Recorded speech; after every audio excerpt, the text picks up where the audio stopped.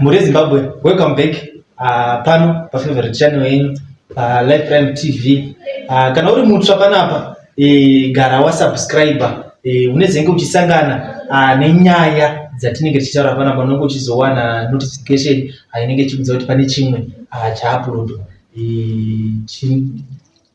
Sezva munongoziva matopics atinouya nawo panapa anobata upenyu hwedu, anobata kurarama kwedu, ane zvinhu zvakawanda zvinogona kuchinja mukati mweupenyu hwako kana uchinge wanzwa maprograms atinouya nawo panapa. Hatingoite zvinhu for the sake of entertainment, but we do our programs so that you may be educated, kuti upenyu hwako hunge huchifamba zvakanaka. Saka nhasi tauya nenyaya yakavhurirwa maziso nevanhu vakasiyana siyana, ma-Africans, not just here in Zimbabwe or in South Africa, but all over the world.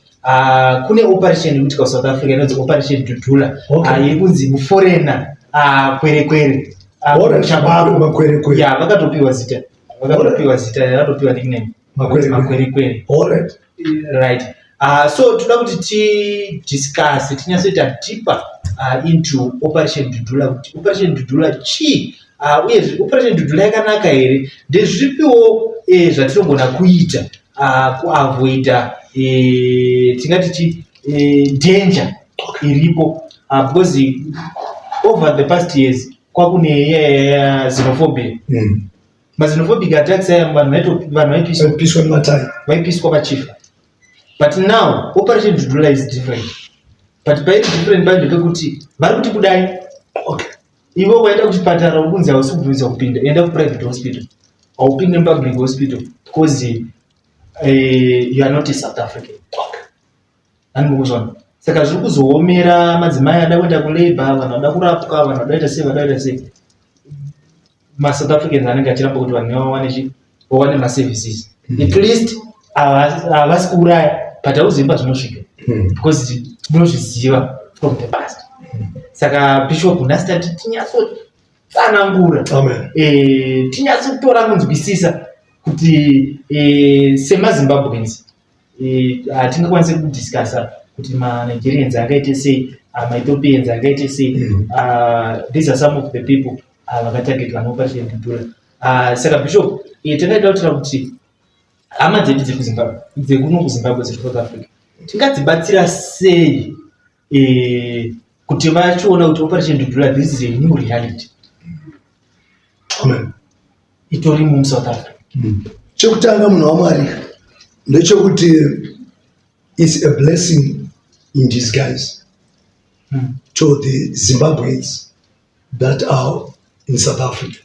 However, ndakutanga ndabata neSouth Africa yacho kuti iyo South Africa pachayo na Operation Dudula yavo, of course takuta zviri spiritual, you understand. Mwari vaitova nemaguta ekutoti vanhu vaitizira as cities of refuge. Mwari vaitova nemutemo wekuti a foreigner or a stranger kunzi usamuitire zvakaipa kuti ndikuropafadze. Saka Operation Dudula inogona kukonzera kutukwa kwenyika yeSouth Africa, nekuti vanhu ivavo dai nyika dzavo Zimbabwe, Nigeria dzakange dzakanaka, havaikwanisa kubuda vachienda kuSouth Africa. Mapanzvisa. Point number 2, zvichagona kuondongesa nyika yavo, because South Africa haina expertise yese pachayo. Kunotori nevamwe ma-foreigners in South Africa vanotori ma-position of influence. Kana ivo vakadzi vabude, achasara achiita mabasa iwayo, economy yeSouth Africa iri kutoboostwa nema-foreigners. So in as much they don't want foreigners, ivo pachavo they cannot do what these foreigners are doing in their own nation. Saka ivo zvingatosona sedzese kune zvisiri kutogonekwa nemaSouth Africans, zviri kutoda maNigerians, zviri kutoda maZimbabweans. Tax yemuSouth Africa iri kuto revenue yacho tobhadhara maZimbabwe inotobhadharwa nemaforeigners. Saka kudzinga vachifarisa zvavo kufanisa kwaruda vachidzinga zvakavanakira iwo because inongori spirit of possession yekuti chinhu ndechedu. But what's next? Because tichitarisa maZimbabweans ari South Africa, titone this lady ato judge in South Africa. We have the likes of Ana Mutarikwa werangipuya. Tine vanhu vakawanda vari contributor kueconomy yavo. Apa tinongotaura hedu mazita akangobudikira, but tine vanhu vakawanda vari behind the scenes. Tochitarisa behavior yemaSouth Africans kuti ivo vanozipa basa chapu chapu akatambira unopera pay kuti apera kuitya ndomusi wanodzoka basa. So what's next for South Africa? Now zvazvinoita manje zvinoita zvekuti maforeigners chavari kurwisa operation Dudula ndechekuti percentage yemaforeigners pabasa yawandisa kudarika percentage yevaridzi venyika. I don't know, in Mozambique vanenge vaita kuti 7 Mozambicans 3 foreigners kana iri company mapesende acho. You understand?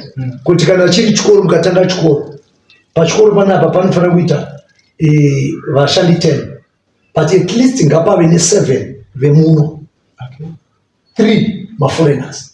Saka South Africa maforeigners awanda and they are occupying. Saka vari kuda vari kutya zvinhu hazvina kutangira paSouth Africa. Kunyangwe yaMoses aivada, but nyaya yakaita kuti kwaura mafirstborn in a way kuti they were growing mightier than the Egyptians. However, inogona kuita futi a blessing to a Zimbabwean who is in South Africa.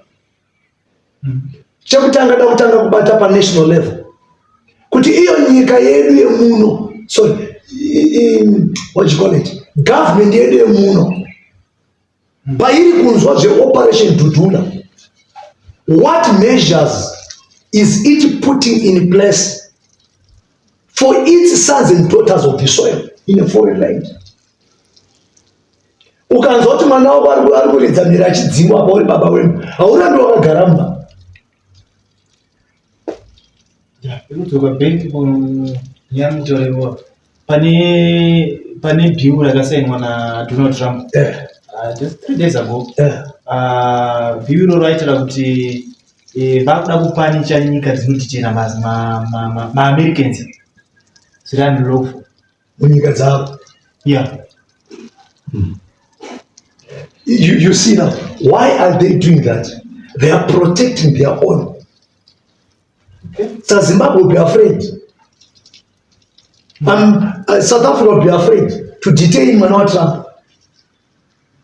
But mwana wako iwewe muZimbabwe ari kudzingwa chinzi operation Dudula yakatocreaterwa. It's a weapon created for your sons and daughters of the soil. So iwewe as a government, when I say as a government, I'm not saying to the president, I'm talking the government itself. What measures are you putting in place to bring your sons and daughters of the soil back home? Say vana vari kuramba kudzoka. Do you get what I'm saying? Vari kuramba because hakuna chiriko. Tachotaka tabata pa national level. Sata kuma individuals. Vari kuramba kudzoka ndava hakuna chiriko. Chiriko chavo chavanoti chavo hachina ivo, chine maChina. Do you get what I'm saying? Makomo ese aondongwa nemaChina. They are all over places doing whatever they want with our resources, which are not benefiting an ordinary Zimbabwean. So vanozvibvunza vana vari kuSouth Africa, tikaenda tinonotangira pati neimwe misha yavo yemakuva emadzibaba avo ari kugredwa nemaChinese. It's happening. Am I talking here? Yeah. Saka vanozvibvunza todzokerei. Saka this is a national cry to the government of Zimbabwe. Our brothers and sisters in South Africa, our sons and daughters in South Africa, they want to come back home. But what measures, what solution do we have for our sons and daughters, our brothers and sisters? Can we just look Operation Dudulizing our sons and daughters?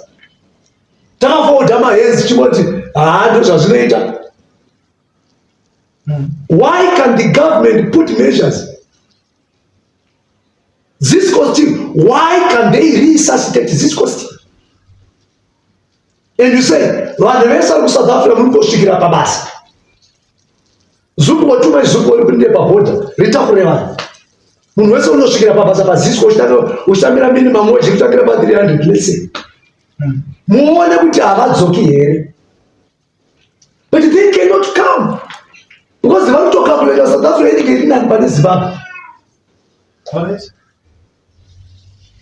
Then don't you have my individual uri ko South Africa.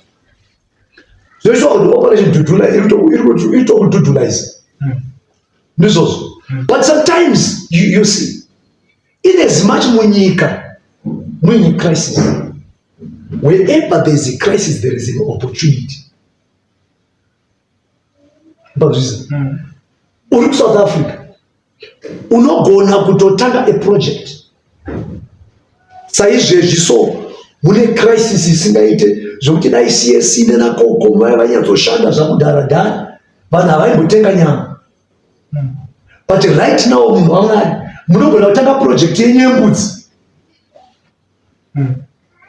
Ndizvozvo kutenga mbudzi izvezvi kumaruzevha ma$20 $15 woita goat fattening unotanga ne10.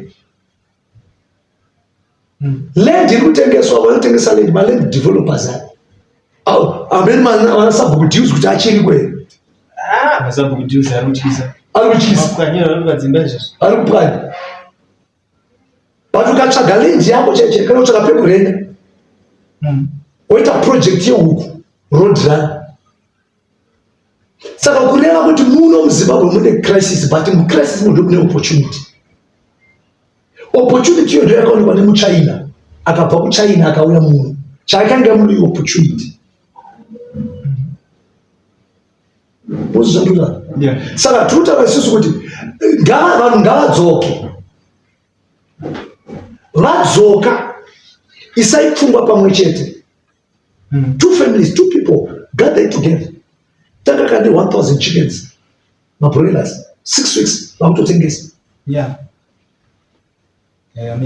Munoziva here kuti tsuro dziri kubhadhara. Apa mazvisa. Saka tiri kutaura kuti isusu hazvibatsiri kuramba vanhu vachidhudhulaizwa vari kuSouth Africa. When the West come to the West, come back home. Start something. Kuna vamwe vanhu vanenge vachiti ndosvikotangira papi. Tangira ipapo. Tangira munhu wamwari. Tangira ipapo. Usatye kudzoka kumba nekuti hauna pekutangira. It's a shame. It's not a blessing to die in a foreign land. This is biblical. Naomi anotodzoka kubva kuMoab asina pekutangira. Vanhu vakapembera vakati adzoka vakati chero uniti Naomi nditi mani. Saka ndikuti you are in South Africa, Operation Dudula iriko. Ndizvozvo. But haungagoni kuramba wakagara uchishungurudzwa. Unoziva kuti hakuna chinorwadza kushungurudzwa in a foreign land. Kutambura uri kumba kwako kwakanaka pane kutambura uri in a foreign land. Kushaya chekudya uri in a foreign land kunorwadza pane kushaya chekudya uri kumba kwako. Jere munhu wamari foreign land rinorwadza pane jere rekumba kwako. Do you get what I'm saying? So in as much government must put measures. What are you doing for your people? Don't have that. Nyaya dzatutaura panapa munhu waMwari ndo nyaya dzingade dzichitaurwa mazuva eshe. negovernment. Alright. Okay. Yeah, iri kuwanza mwana washe muranda kumwe. Yeah, zviri kunyatsobatika. Mandipa zvekuti ndema good examples vanhu vandoziva. There's a company inonzi Liftic. Kada kuona ma-government buildings mazhinji acho mukatendera town munoona serviced by Liftic. I know vamwe vema-founders at that company. Kune umwe wainzi Achitonji, so rest in peace. Vakabva vaishanda South Africa. Vangobatira maZimbabweans avaiziva ari musame industry. Then they decided to let's go back, let's register the company. Vauya ende zvinhu zvichitanga zvinoita kunge zvisina kwazvo kuenda, but izvo zvinenge kutaura it's a big company. Iri kuva maprojects mahombe chaiwo chaiwo, but vatanga small, vangotora vanhu vane same skill vaisa company yamuZimbabwe macho mune economy yacho yakadhakwa iyoyo, but they are making it. Yes. There are my examples. This one anakwenda South Africa. Atodzidza aita accounting yake. Kana mtu unenge company inonzi Perfect A. Munhu kuti akatokura tichiona. Justice Mtasa. Alright. Yeah. Munhu kuti akapusha chinji yache. The accountant. Accounting yacho yasina mbira practice. Pamba kwaya skill akutoita zvezve dai ato-register company. He's doing well. Zvozvokuti tine vanhu vari kuSouth Africa vakadzidza kuti tine vanhu ma-engineers, tine vanhu vakasiyana siyana, yekuti chavari kutadza kushaya a-push yekuti with the skill yavainayo they can make it. Saka zvimwe zvinhu zvekuti vanhu vari kunetswa neoperation Dudula, they can come to Zimbabwe. Exactly. They can do something. Exactly. They can grow bigger. Zvekuti in South Africa vanozotodzokera as investors. Do you know what? Do you know kuti kuno muZimbabwe kuna munasina land? Yeah. Do you know that? Zvati kuti baba muno muZimbabwe hakuna munasina land. Kachita kuna munasina land kutaura kuti kuri. Baba kwamakazvarirwa kumusha kwenyu. Kune land. Kundave kwaamai kana kwana baba. Yeah. Kune land. Apa mzvisa. Zvekuti kana kuri kwana mai kundotana nasekuru vako. Ndipewo gondi waida kuisa project yako havakunyima. Saka kuti vanhu vese vari kunetswa neoperation Dudula, it's a high time for us to wake up and stop complaining. South Africa are right because it is their land.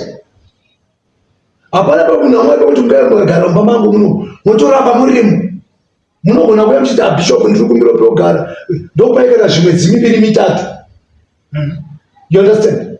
But mukazoda kuti gara 2 years 3 years vanhu vatoziva kuti mwana wangu kati munin'ina wangu munenge makuda kuti overtake. Saka nditakakomplaina vana vangu vatakakomplaina kuti magarisa pana vachuru waipasi. It's natural zviriko. Yeah.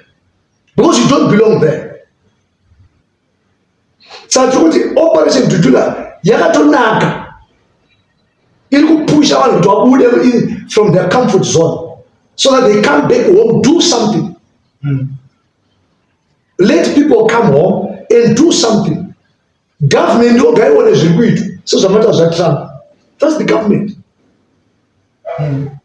Izoudza soso zvacho vati no zvakamira zvakadai ndikudzosa vana vangu. Mana wese wese ngawi. Tangoita mahectares amene pane family riripo. Yeah. Wese arikubva South Africa ari kuda place yekugara. Then people they start from there. Hazvizogona hazvo kuitirwa munhu wese. But at least nezvinzi government iri kumira. Okay. Yeah, muri Zimbabwe muri kunzwa zvatiri kutsanangura panapa.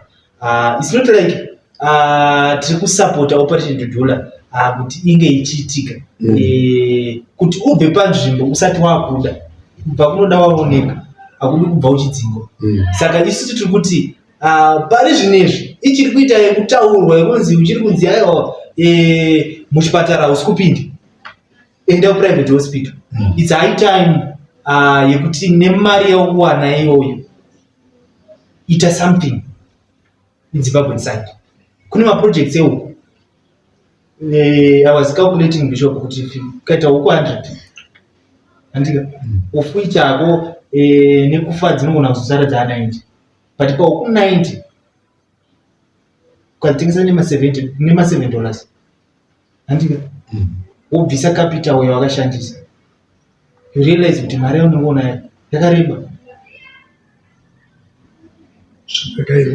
imari yakawandisa yekuti unozotoona kuti maranza wanga uchitambira ka 20,000 rands wanga uchitambira kana basa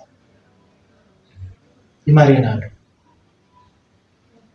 Saka it's high time yekuti vanhu vachiuya avaita maproject akawandisa like mamutaura yetsuro akawanda. If you take for example tichambozama kuti tizombounza vanhu vari mubusiness, because tine vanhu vakawanda vari mubusiness vakatanga small, the likes of Anateri ukanzwa story yake you realize kuti zvitori possible. Saka I think ndo panda kuhelpwa hama dzedu South Africa. Amen. Ndizikara mune zvimwe aiwa sokutaura kwataita ndikokuti dhudhula yakanakira chinhu chekuti inopusha vanhu so that they come back home. Voita zvinhu muna Mwari zvinonyadzisa kunzwa dzafika South Africa haana paana kana changa inacho. Pamwe musha wamai wakavira dinga mukati potuka kwatende. Hazvibatsiri kuti unongori kudiaspora, not only South Africa. We can even include the diasporas in UK, Australia, America, etc. etc. They need to invest back home, buy land, do projects, do something. Yeah. Because by the end of the day, home is home. Yeah, home is big. And home will be home. Yeah. Thank you. Yeah, thank you so much. Thank you for watching. Garai mango subscribe. Munge mchisangana nedzimwe nyaya matopics akasiyana siyana. Akafana neiwaya nemamwe amusati manzwa tichitaura panapa. Asi isu shungu dzedu dzekuti your life should be transformed. Wona zvinhu on a different perspective. Zvinoita kuti life yako igove life yakanaka. Hazvizodi kuti iwewe wararama wozoti vazukuru vako vakati tuka imwe yamadzibaba enyu, vision yake anenge achiona sekuru vake vakafoera upenyu. Saka hande tinogadzirisa nyaya dzedu dzikude zvakanaka. Bye bye.